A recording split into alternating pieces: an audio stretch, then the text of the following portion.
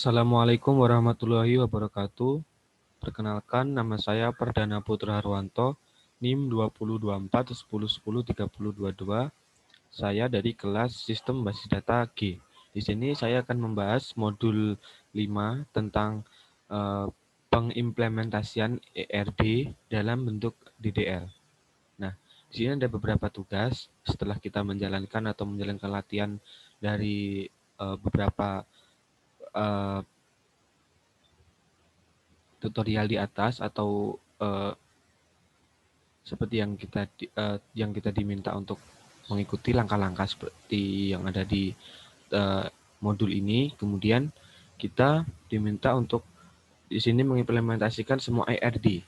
Nah, setelah itu kita diminta untuk setiap tabel yang kita buat, kita diminta untuk mengisikan minimal 3 baris data atau 3 instance. Nah, lalu yang soal ketiga yaitu pada tabel barang atau tabel persimpangan, detail peminjaman untuk primary key gunakan sebagai Barrett relationship. Nah, karena uh, uh, antara tabel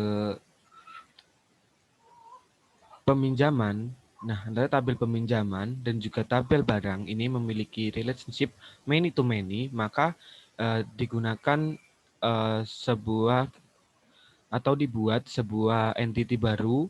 Nah, di mana entity baru ini kita gunakan sebagai penghubung antara entity peminjaman dan juga entity barang. Nah, di sini kita buat entity item peminjaman. Nah, item entity peminjaman di sini kita gunakan sebagai penengah atau entity penghubung antara tabel peminjaman dan juga tabel barang. Nah, di mana foreign key dari tabel peminjaman dan juga tabel barang dikombinasikan dan dijadikan sebuah primary key di tabel persimpangan ini, di tabel item peminjaman tadi. Nah, lalu langsung saja kita buat DDL-nya. Saya menggunakan aplikasi PostgreSQL yang telah diminta oleh dosen. Nah, yang pertama untuk membuat sebuah tabel atau sebuah entity, nah kita gunakan perintah create table. Nah, lalu nama tabelnya kemudian dalam kurung ini merupakan nama kolomnya. Nah, di sini ada dari tabel jenis barang kita buat kolom jenis barang ID, lalu atau atribut nama jenis dan atribut keterangan. Nah, di sini merupakan tipe datanya. Nah, serial, di mana serial di sini merupakan nanti di dalamnya adalah auto increment. Jadi menambahkan otomatis 1, dan di sini jenis barang ID merupakan primary key. Nah, jadi merupakan sebuah primary key dari tabel atau entity jenis barang. Nah, kemudian nama jenisnya kita gunakan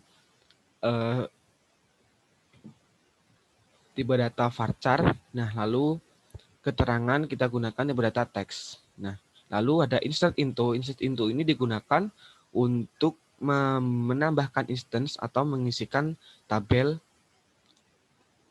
jenis barang. Nah, di sini ada insert into jenis barang. Lalu maksudnya masukkan di dalam tabel jenis barang di atribut nama jenis dan juga keterangan. Nah, lalu kita masukkan value-nya. Kita mau isikan apa di dalam tabel tersebut. Lalu kita masukkan nama jenisnya merupakan komputer dan juga keterangannya adalah sebuah komputer desktop seperti itu. Nah, lalu kita perintah update di sini merupakan untuk mengupdate atau mengubah data yang sudah kita buat. Nah, kita update dari tabel jenis barang, lalu kita buat nama jenisnya, dari nama jenisnya sama dengan komputer. Nah, kita buat nama jenisnya komputer dari ID jenis barang yang pertama. Nah, ID jenis barang di sini tidak dimasukkan ke dalam pembuatan instance atau pembuatan baris karena tipe datanya merupakan serial, maka di sini adalah nanti ada jenis barang ID-nya auto increment seperti itu. Nah, di sini ada beberapa tambahan lagi yang kita masukkan ke dalam tabel jenis barang. Lalu ada perintah delete di sini untuk menghapus sebuah instance dari jenis barang melalui ID jenis barangnya. melalui jenis barang ID. Jadi ID jenis barangnya kita cari, jika ID jenis barangnya ada di dalamnya sebuah tabel, maka kita hapus dari jenis barang tersebut. Instance dari tabel jenis barang seperti itu. Lalu selanjutnya kita buat tabel atau entity lab. Nah, di sini lab ID-nya juga menggunakan tipe data serial, jadi auto increment yang digunakan sebagai primary key, nama lab, dan juga deskripsi. Lalu kita masukkan beberapa instance di dalamnya. Lalu selanjutnya kita buat tabel barang. Nah, tabel barang di sini merupakan barang ID-nya merupakan serial, jadi auto increment yang merupakan sebuah primary key dari entity barang, lalu nomor seri, varchar, tipe datanya, dan juga deskripsi teks. Nah, di sini ada altar tabel barang, ADD constraints unique queue nomor seri, unique nomor seri. Nah, maksudnya apa? Di sini dari altar tabel barang, maksudnya dari tabel barang. Nah, kita tambahkan, ya kan sudah dibuat tabel barangnya. Lalu kita sejenis kita ubah atau kita tambahkan. Nah, constraints unique key nomor seri, unique nomor seri. Jadi kita buat nomor serinya di sini dari kolom atau atribut nomor seri digunakan sebagai secondary UID seperti itu. Nah, lalu kita buat di dalam tabel barang, kita buat baru sebuah atribut atau sebuah kolom yang bernama ID jenis barang, tipe datanya integer dan tidak boleh kosong. Not null di sini artinya tidak boleh kosong. Nah, lalu kita buat ADD constraints. Nah, di sini kita membuat sebuah foreign key yang bernama foreign key jenis barang. Nah, di sini kita foreign key. Nah, di sini merupakan perintah untuk membuat sebuah foreign key dari kita dari foreign key-nya yang kita jadikan foreign key adalah atribut yang baru kita buat tadi di sini, ID jenis barang. Nah, mereference, nah di sini ID jenis barang ini foreign key-nya ini dari sebuah entity jenis barang. Nah, foreign key dari ID jenis barang ini kita buat foreign key, yaitu dia merujuk ke tabel jenis barang di atribut jenis barang ID. Nah, di dalam kurung di sini merupakan ID atau primary key atau yang kita rujuk sebagai foreign key dari entity jenis barang seperti itu. Nah, lalu kita buat juga ID lab. Nah, ID lab ini di sini digunakan sebagai foreign key dari entity lab seperti itu. Nah, kenapa kita buat foreign key di tabel barang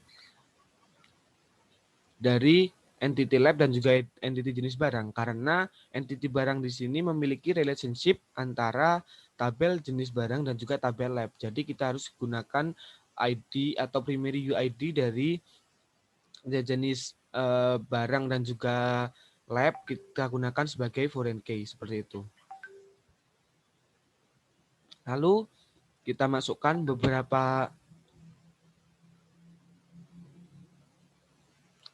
beberapa instance di dalam tabel barang. Nah, di sini sama seperti yang sebelumnya. Nah, lalu kita membuat tabel dosen. Nah, di sini nama atribut, lalu tipe data, dan juga primary key-nya yang mana seperti itu. Nah, lalu kita buat NIP dari dosen ini sebagai secondary UID. Nah, menggunakan perintah seperti ini. Lalu kita masukkan beberapa instance dari ke entity dosen. Lalu kita buat kepala lab. Nah, kita buat kepala lab. Di sini kita buat atribut tanggal mulai, lalu tanggal selesai, status. Nah, di sini date, di sini tadi tipe data tanggal. Kita buat tipe data tanggal seperti itu. Nah, lab ID dan juga ID dosen ini merupakan lebih singkat dari pembuatan sebuah foreign key. Jadi kita langsung, jika kita mengetahui relationship-nya, maka kita bisa langsung membuat foreign key dari tabel yang memiliki relationship dengan tabel kepala lab seperti itu. Nah, di sini yang memiliki relationship dengan tabel kepala lab adalah tabel lab dan juga tabel dosen. Maka kita buat foreign key, kita buat atribut baru di dalam tabel kepala lab dengan nama lab ID dan juga lab dosen dengan tipe data integer. Nah, ini mereference ke tabel lab dan juga tabel dosen di primary UID, tabel lab dan juga tabel dosen seperti itu. Lalu kita buat primary key-nya yaitu constraints ke primary key, yaitu primary key-nya adalah lab ID dan juga ID dosen. Nah, seperti itu, seperti yang ada di yang ada di ERD-nya. Lalu kita masukkan beberapa instance di dalamnya, sama kita masukkan cara memasukkan instance yaitu dengan insert into. Nah, di mana insert into kepala lab. Nah, di sini nama labnya. Nah, kita masukkan setiap atributnya. Setiap atribut, nama atributnya. Nah, jika sudah semua, maka values. Nah, kita masukkan isinya. Isi mulai dari tanggal mulai misalkan. Di tanggal mulainya, lalu tanggal selesai menjadi entity, menjadi sebuah seorang kepala lab, lalu statusnya masih menjabat atau tidak, lalu kita entity dari foreign key, lab ID dan ID dosen. Nah, di sini kita masukkan dari primary key, lab ID dan juga ID dosen. Jadi masukkan primary key-nya dari entity lab dan juga entity dosen. Nah, jika kita masalah memasukkan, maka dia akan error seperti itu. Lalu kita masukkan kita membuat tabel aslab. Nah, sama. Lalu saya cepatkan karena waktunya terbatas. Lalu kita buat beberapa atribut, beberapa instance. Nah, di sini kita buat dari atribut NIM dan juga nomor HP dibuat sebagai secondary UID. Lalu kita buat tabel UKM. Nah, lalu kita buat tabel kegiatan. Kita buat tabel peminjaman. Kita buat tabel pengembalian. Dan kita buat tabel item peminjaman, di mana ini merupakan sebuah entity penghubung antara tabel peminjaman dan juga tabel barang. Nah, di sini ada perintah select from setiap entity kita masukkan. Nah, di sini kita gunakan untuk melihat tabel dari entity yang telah kita buat. Nah, di sini ada from jenis barang, lah itu kita membuat atau melihat isi dari tabel jenis barang. Nah, yang kita masukkan tadi beberapa instance-nya kita masukkan sudah masuk. Ini merupakan primary key, ada PK di sini. Primary key ini ada auto increment, jadi menambahkan setiap data ditambahkan satu nanti setiap data yang dimasukkan.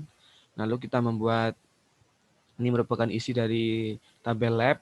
Nah, sini tabel lab, lalu tabel barang. Nah, tabel barang di sini ada atribut ID jenis barang dan juga ID lab. Nah, ini merupakan foreign key yang kita buat tadi di atas. Ya, ini yaitu merujuk pada primary key dari entity barang, entity jenis barang dan juga entity lab seperti itu. Nah, di sini ada tabel dosen. Nah, lalu kita buat tabel kepala lab. Lalu kita buat tabel aslab. Nah, di sini ada isinya. Nah, di sini ada ID lab. Nah, di mana dia ini setiap aslab ini merupakan aslab asisten lab dari lab apa. Nah, maka kita buat ID lab sebagai foreign key-nya. Seperti itu. Tabel UKM, tabel kegiatan. Nah, di sini ada ID UKM. Nah, karena setiap kegiatan itu pasti dibuat oleh sebuah UKM. Nah, lalu UKM mana yang membuat sebuah kegiatan tersebut? Maka UKM dan kegiatan memiliki relationship, dan di tabel kegiatan kita masukkan ID UKM-nya sebagai foreign key-nya. Di item peminjaman. Nah, di sini yang merupakan sebuah primary key-nya adalah nomor seri dan juga peminjaman ID. Peminjaman ID merupakan gabungan dari foreign key antara peminjaman dan juga barang. Nah, di sini cara membuatnya. Nah, constraint peminjaman ID yang digunakan sebagai primary key yaitu nomor seri dan peminjaman ID, di mana peminjaman ID dan juga tabel barang di sini merupakan sebuah relationship many to many, maka kita buat sebuah entity persimpangannya. Lalu entity peminjaman. Nah, setiap peminjaman kita harus mencatat tanggal pengajuan, tanggal persetujuan, dan juga untuk kegiatan apa sebuah peminjaman tersebut dilakukan. Nah, kegiatan tersebut dilakukan meminjam apa? Nah, lalu maka setiap peminjaman harus memasukkan nama kegiatannya. Nah, untuk nama kegiatannya kita hanya perlu memasukkan primary UID dari tabel kegiatan yang ada. Lalu juga yang memproses siapa. Nah, lalu kita masukkan aslab yang memproses sebuah peminjaman tersebut seperti itu. Lalu yang terakhir ada pengembalian. Nah, di sini tabel pengembaliannya seperti ini. Nah, di sini juga ada yang memproses pengembaliannya, itu dicatat oleh siapa. Lalu kita masukkan foreign key dari primary key tabel aslab seperti itu. Nah, mungkin sekian pembahasan dari saya. Apabila ada salah kata, saya mohon maaf. Wassalamualaikum warahmatullahi wabarakatuh.